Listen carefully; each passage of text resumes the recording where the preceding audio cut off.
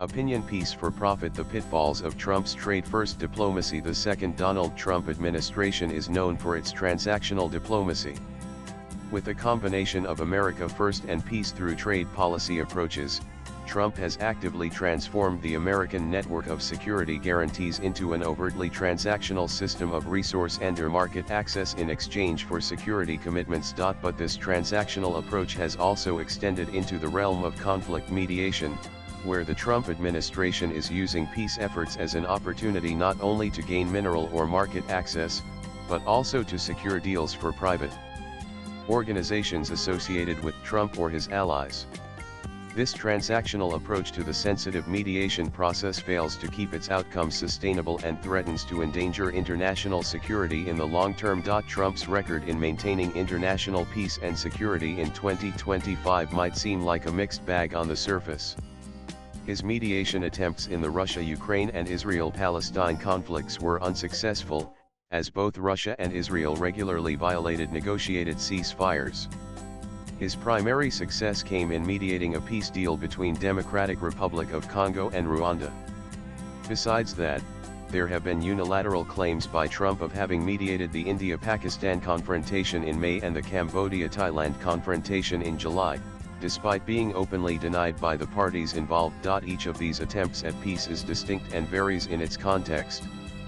However, one common element in these cases is the peace through trade approach, where the U.S. attempts to mediate or claim diplomatic influence in exchange for trade promises or direct economic deals, or by pitching money and trade as answers to complex socio-political questions.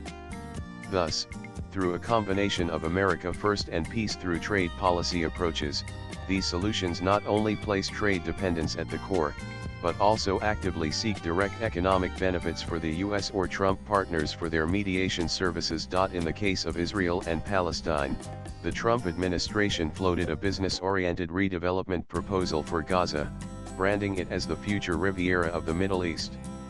Though this was not a formal agreement, it was presented as a symbolic prelude to future mediation efforts, highlighting the administration's market-first vision of peace. In the case of DR Congo and Rwanda, the U.S. signed a major mineral extraction and trade access deal with the Congolese government immediately following the peace deal. This deal included U.S. investment rights in cobalt and coltan mining with firms linked to Trump allies, including Gentry Beach, reportedly positioned to benefit. This has raised concerns about potential conflicts of interest and blurred the lines between American diplomacy and private gain. In the case of India and Pakistan, Trump claimed to have mediated a ceasefire in May, though this claim has been repeatedly denied by Indian officials. However, within weeks of the ceasefire, World Liberty Financial WLF, a cryptocurrency firm 60% owned by the Trump family, signed a blockchain cooperation deal with the Pakistani government.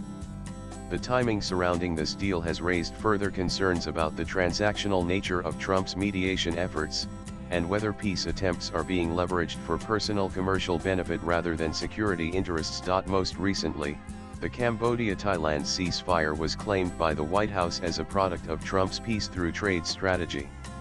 While ASEAN, especially Malaysia, played the lead role in mediating the ceasefire, the Trump administration publicly asserted that U.S. trade leverage and tariff threats helped pressure both parties.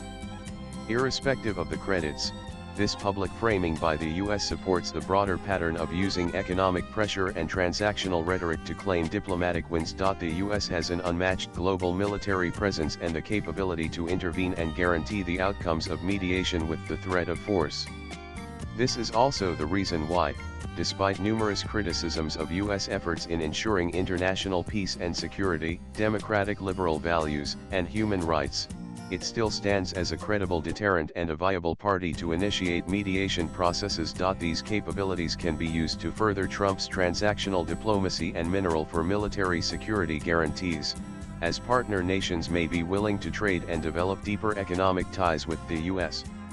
This approach has been part of U.S. grand strategy since the end of the Second World War and has also deterred nations from direct military confrontation with a US-aligned partner. However, applying this approach to mediation efforts, especially in active conflict zones, may prove counterproductive. Each of these conflicts is deeply rooted in the historical, political, and emotional fabric of these nations, and trade alone cannot resolve them. Trade might contribute to peace by enabling economic development and complex interdependence, raising living standards, and enhancing education quality, as seen most notably in the long-term reconciliation between the historical rivals France and Germany. However, it cannot guarantee peace without strong institutional support, inclusive policies, and domestic political will. Even where this strategy has seemed to yield temporary results, it is likely due to the looming threat of Trump's tariffs. Using security guarantees or undertaking military interventions has been a core aspect of U.S. foreign policy practice. Over the years, it has used transactional models that range from trade to soft power.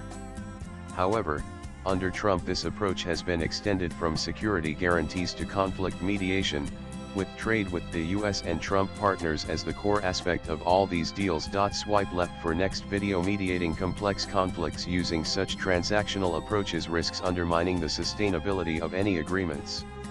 When further complicated by the involvement of private actors and credible accusations of conflict of interest or corruption, the legitimacy and endurance of these agreements come into question. Therefore, applying Trump's transactional approaches to conflict mediation might weaken not only his bid to present himself as a peacemaker, but also undermine international peace and security, with the omnipresent risks of these conflicts resurfacing in the future. Abhishek Kudiyala is a research analyst at the Takshashila Institution's Indo-Pacific program with a focus on the United States and US-India relations. Views expressed in the above piece are personal and solely those of the author. They do not necessarily reflect News 18's views. Latest blogs.